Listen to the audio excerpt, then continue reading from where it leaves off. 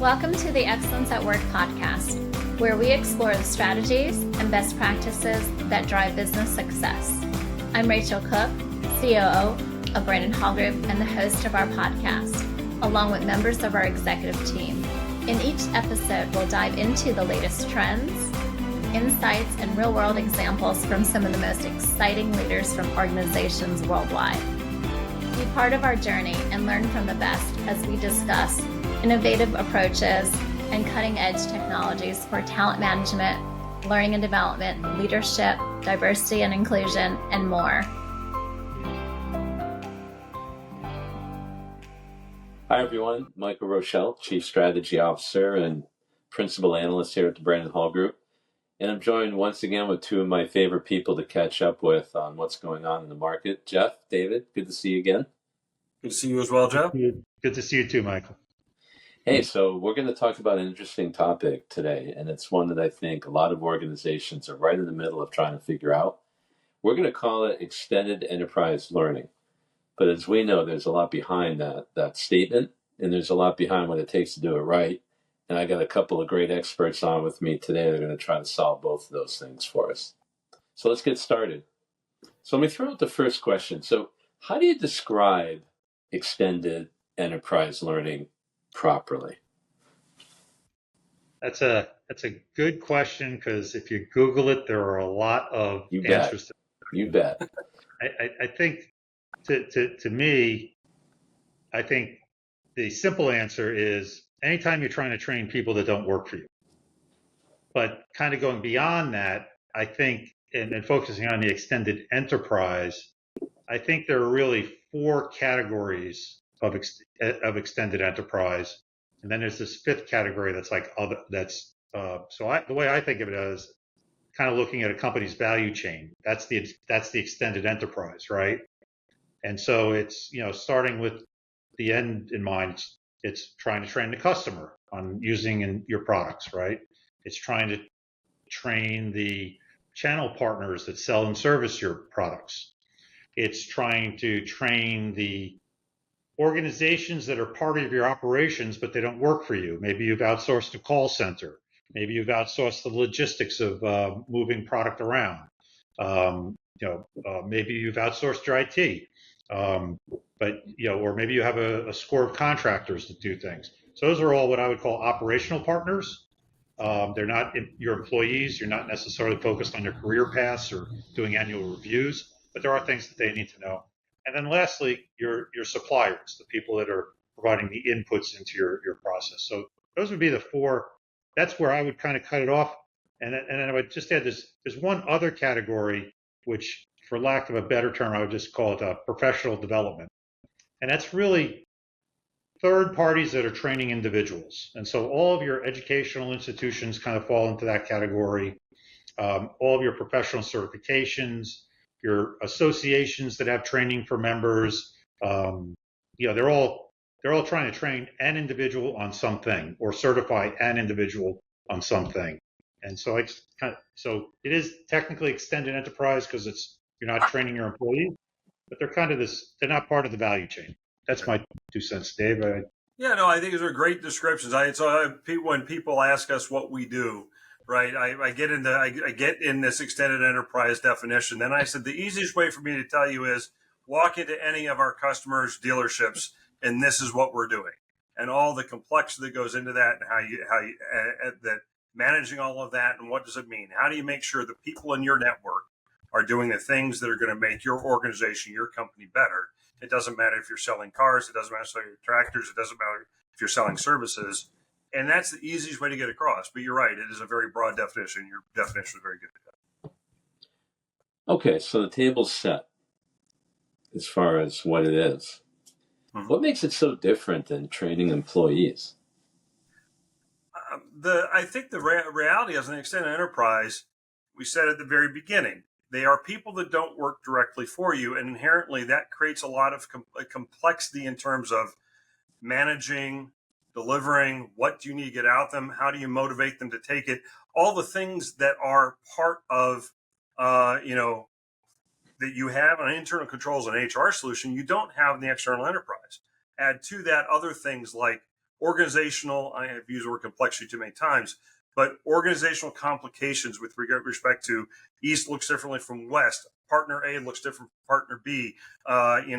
If you have multiple types like Jeff was describing, each one needs different parts. Unlike a standard HR program, everyone's sort of down the middle. This is what you need to take to be compliant, right? And so in the extended enterprise space, you need to be very sensitive to the roles, responsibilities, the jobs within that network. What do they need? How's it evolving? How's it changing? And all the things that go along with that. And by the way, it's not just one or two jobs. It's usually hundreds of types of jobs across multiple partners. And I have to make sure that they're saying the right things at the right time. They're staying on top of it, and you're updating it. That's really why it's a much more complex training problem than sort of your standard HR training paradigm. Yeah, and I would just add on to that. I think one of the first things that, and Dave touched on this, is just a geographical dispersion. Mm-hmm. As a employer, even the largest multinationals, you can, there's only so many locations, so many offices, so many plants that they have. You talk about your partners, you could literally have thousands of different locations scattered across the globe with tens of thousands, if not hundreds of thousands of people involved in supplying you, supporting you, servicing, selling, using. So just the dispersion of people, the learners all across the globe, literally, just creates a whole different set of complexities. And then Dave mentioned motivation. On the employer side, it's pretty simple. I need you to take this course, or else I'm not going to give you a paycheck. It's a stick, right? This is this compliance course, and if you want to keep working here, everybody here takes this course, or everybody with your type of job takes this course. Or you got the carrot. If you want to get that promotion, everybody gets promoted to that role has taken these courses, right? So, well, you don't have that carrot and stick with people that don't work for you. You don't control their raises. You don't control their hiring, their firing, their promotions. And so one of the things we see, it goes back to that, is a lot of times with extended enterprise, you use certifications much more expansively than you do in an employee training program.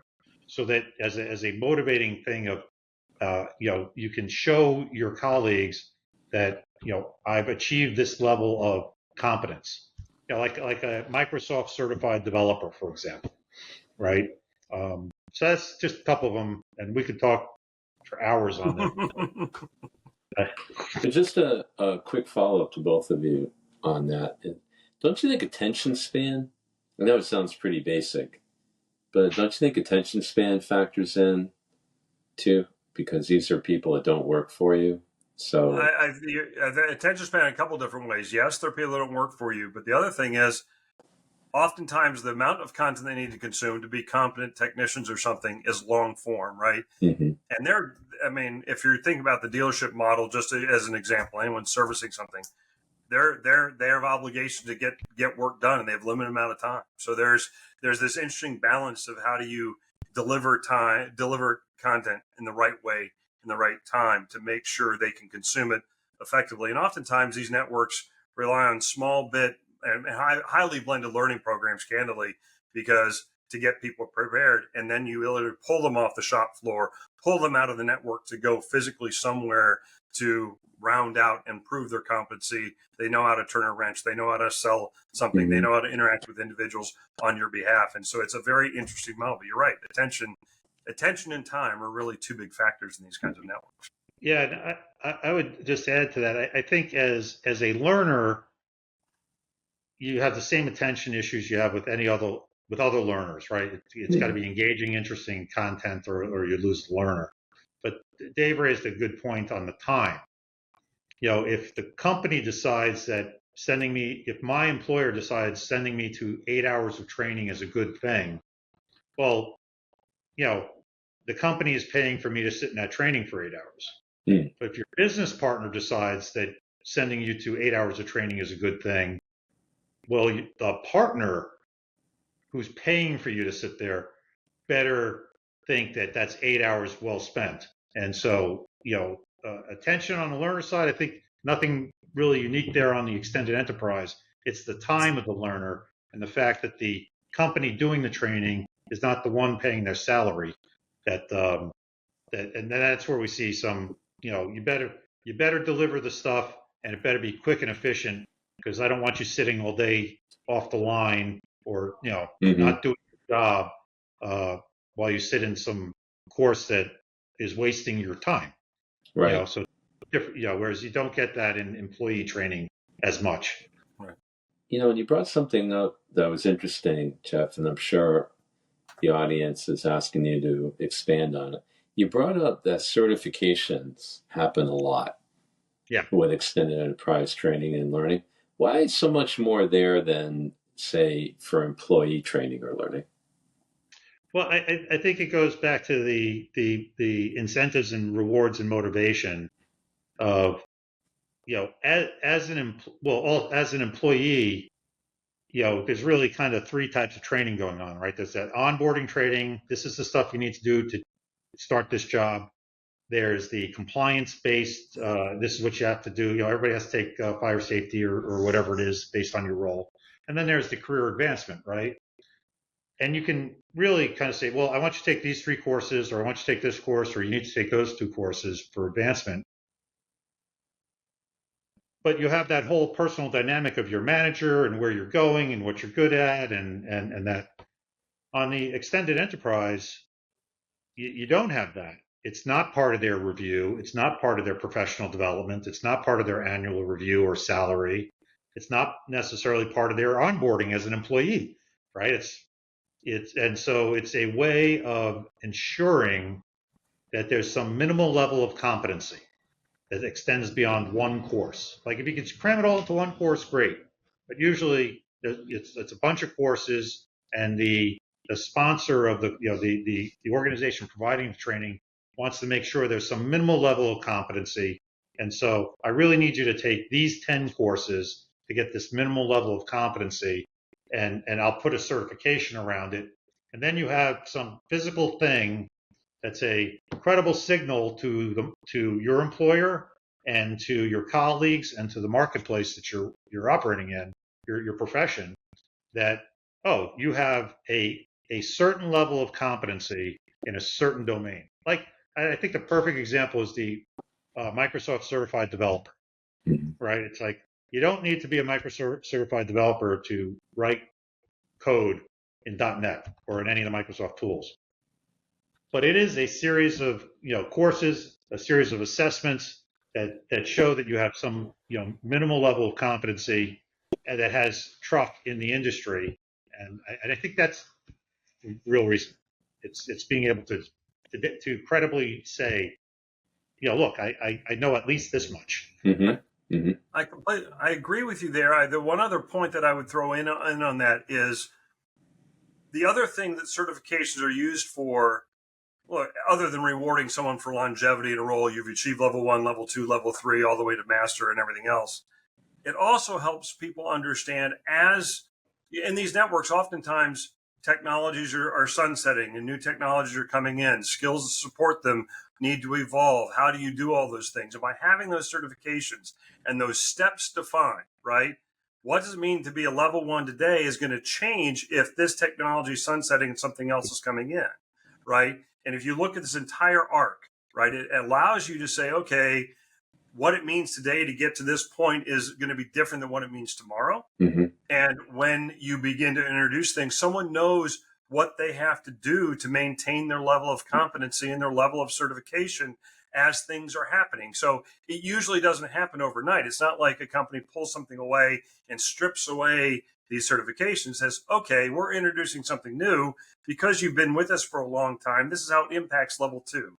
And this is how it impacts being a master. And here's a path for you to get to. And it helps people understand what they have to be able to do to maintain their position as an individual. And then more, and collectively, if it's being done across an organization, what every entity in the organization needs to be competent. You need to be an active member, to be an active location for this in this partner network, you need to have X of these type and Z of those types, and you make sure you have a path to get there. And the certification model really gives you a clear picture on what that means, what it takes to get there, where your team stand, and where you fall in the landscape of things as an organization overall. All right. So those were warm-up questions. I always like your questions, Michael. Here's the big one, and I'm sure it's top of mind for everybody watching and listening. So I've got an extended enterprise learning and training program in place. What's the checklist that I should run down to make sure I'm doing it right? How long do you want to check this? Well, this might turn into a podcast series then. But There you go. But what are the major things that I'm looking at and making sure are in place and that I'm doing right in order to really have a high impact program? Well, I think the last part there is the key to your checklist. It's the thing we see most missing in most programs that we encounter, and that's you gotta measure the impact. So you kind of start with the end in mind. It's like, well, what are you trying to accomplish here? Mm. You're trying to, are you trying to provide people with the opportunity to educate themselves? Well, then they're going to kind of rifle shot it, kind of like we all do with YouTube when we want to like fix a leaky sink. You go to YouTube and how to fix a leaky sink, right? Are you trying to make sure they have some minimal level, some level of understanding, some level of skill, or are they actually trying to achieve some level of performance? And so your checklist is going to vary depending on what you're trying to achieve there. And if it's high impact, then you kind of sit there and go, okay, well, what do high performers do? What do high performers do, and what do they know that low performers don't do and don't know, or don't have the skills or knowledge, right? Where are the gaps in between high and low performers? And then you work your way backwards down to, well, high performers know these things and they can do these things. Low performers don't. Those are the things we need to teach everybody so that we can bring everybody up to high performance. Hopefully. Yeah, I think that's a good response. I mean, obviously, there's a laundry list of things you should be doing. I think at a high level, obviously, being able to define having a clear picture of what every role in your network really looks like and what skills and what talents they need to have and how you're going to map that and how you're going to maintain that over a long period of time. I think that's the first one, and the general delivery of content. I think the other thing is, what are the elements of measurement that you already have? Oftentimes, these networks are highly measured already, but not tied to training in any way, shape, or form. Right? The organizations are measured on units sold, parts sold, quality metrics for individuals, all those kinds of things, and they're done independently, completely of the training program. How do you begin to marry those things together and make them part of it? If you're going to do this and do it successfully, and really have a seat at the table to drive bottom line cost for individuals, you got to marry those things together. And oftentimes they're completely separate. We've had conversations with people that said, gee, that would be great. I'm going to go over here and do all my training, pull all the data out and put it over to another system and hope that at some point I can correlate the two together. What you really want to do is have those things together. And then ultimately, as someone who's driving these kinds of training programs, have a seat at the operational table, say, I can impact what you're doing. I can improve the numbers. I can do those things. Ultimately, it's not a roadmap how to get there, but that's where we see success. Yeah. That's where we see people have the most success. They've dug in at that level. They've defined what it means. They've tied the business metrics in, and you can sit there and go, I'm rolling out this new product. I can help you get where you need to go. I can improve the bottom line of the network that we're training. Ultimately, that's really what you have to be thinking about when you're putting these programs together. I would just reinforce what Dave's saying. I think with the extended enterprise, there's metrics all over the place. It's a lot easier to do that than it is when you're doing employee training. It's like because it's sales and service, and you have those. But even if you don't have them or something, and, like even, or you're not able to get them or whatever, asking the managers whether or not did that certification or course or whatever, did it actually help, right? Like, Did it I have think, an impact? like not asking the learner, did you enjoy the course, but asking their manager, did you notice any appreciable difference in behaviors when they went through that course or that certification? Do they seem like they got more skilled? Do they have more knowledge? Are they able to do their job better? I mean, those are very qualitative, but like that's a simple level of feedback. So, I mean, on the checklist that you talked about, there's comprehensive training and building your pedagogy and all that kind of stuff, and there's loads and loads and loads of things out there to help you figure that out. But I think the thing that's missing the most from the checklist is that feedback mechanism, like Dave was saying on the metric side, or even the simple asking the manager whether it Yeah, had an impact. all Is types of feedback. You're right. All right, let's talk tech. So, can I take my employee training solution LMS combo platter and just point it towards people that don't work for me and have the learning and training work properly? The fundamental delivery of a course really isn't different. The problem is that everything else that manages that network makes it very difficult for that to be successful. We've had situations where large organizations have adopted more HR oriented solutions only to find out all that network complexity, that ability to define jobs, the people move people along through that, force them to take steps that it was just because the system wasn't designed to do that. When you think about normal HR, solutions, and again, not being negative, they serve a purpose, but the complexities go into it. Let's take away from the org structure. If you think about a dealership that's spread, a partner network that's spread across the country, right? And I may be in the East Business Center because I am in Chicago, and I have to go to I'm a bad example. I'm in a training center, or I'm in a region that puts me someplace geographically, but I'm on the west end of that. The training locale, the place I should best go for training, is something completely different. And maybe it's across in this business center. That seems like a simple solution, but when you're talking about managing people coming out of a dealership and they're going to be off the floor not doing repair, we want to minimize the amount of time they're gone. We want to make sure that the entity can't, a dealership, if Jeff can't go, that the manager, Mike, can put Dave in and not lose the spot, right? There's a lot of stuff that goes in these networks that a off-the-shelf commercial HR LMS has no appreciation for and no way to manage. And I think it really is, it can work on the delivery. It can work on for the making sure you can take the e-learning course or potentially be taking an ILT course or BILT course, but all the things that orchestrate that make these systems and these networks work efficiently, they lack profoundly, which is really where we found the problems. So yeah, and I would just add on to that. I would just power what Dave just said. Look, any LMS, because it's an LMS, should be able to serve up a SCORM course, should be able to track classroom training, should be able to track webinar-based training, do an assessment, things like that. But now you get into David mentioned the organizational complexity, but it's also the nature of the learner.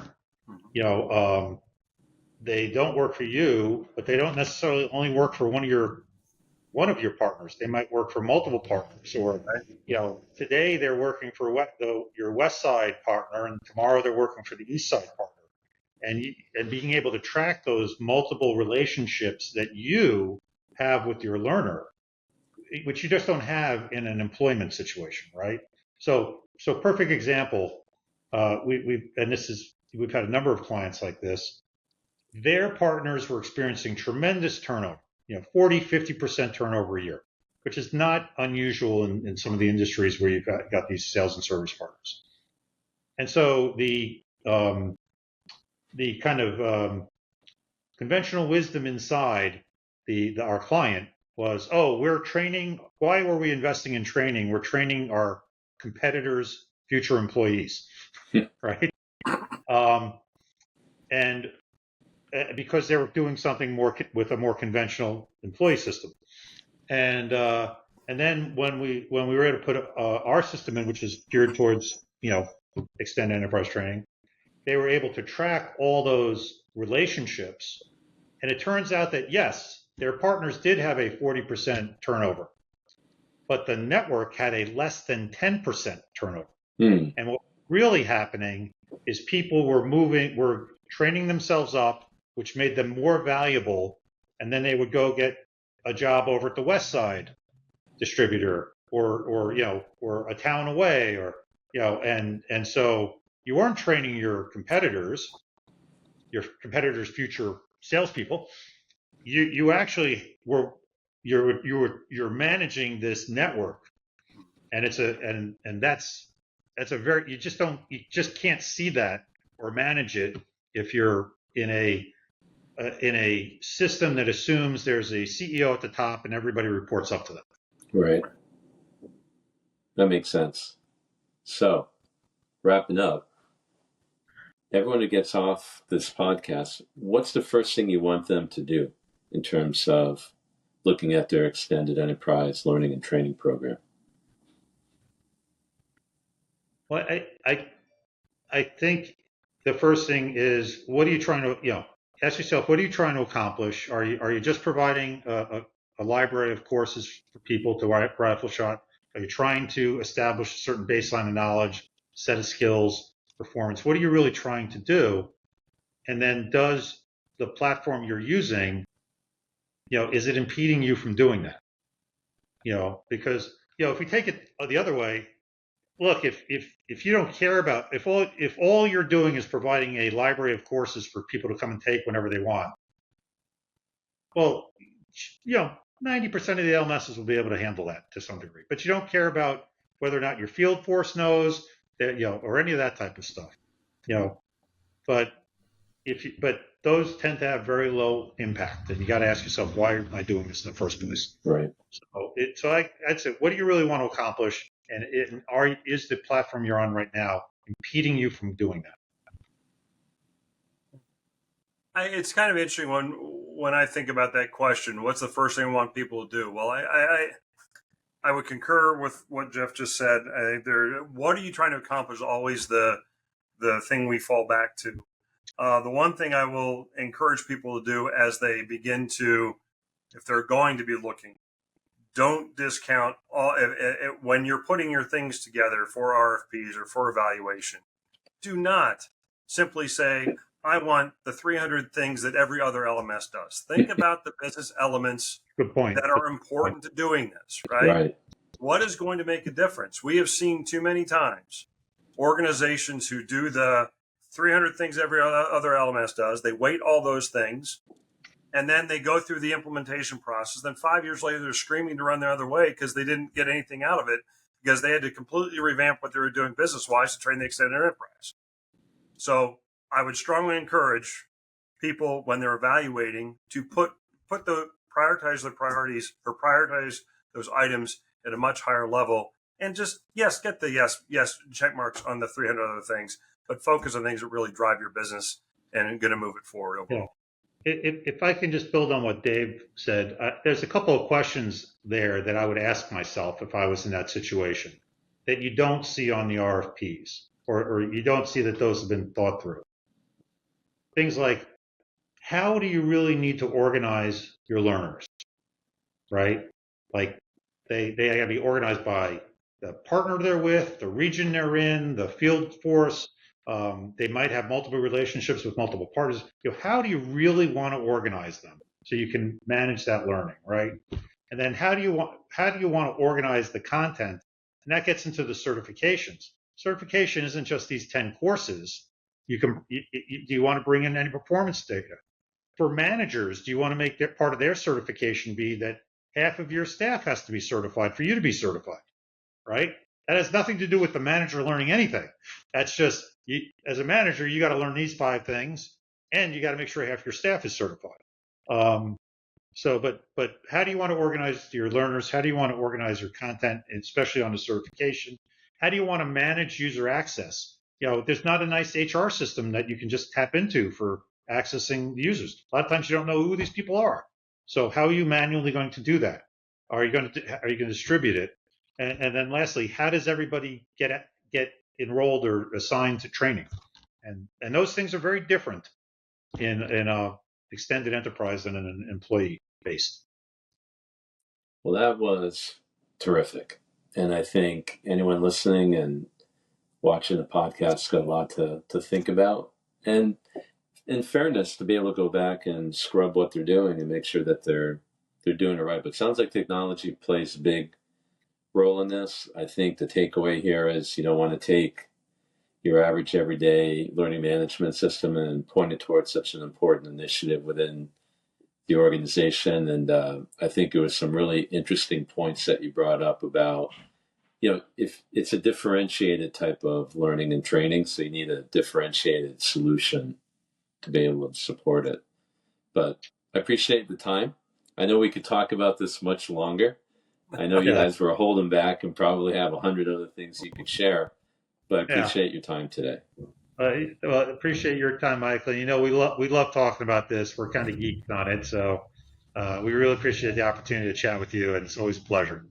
Jeff, David, Latitude Learning, great catching up with you, and we'll talk to everyone soon. Thank you. Take care, buddy. Bye-bye.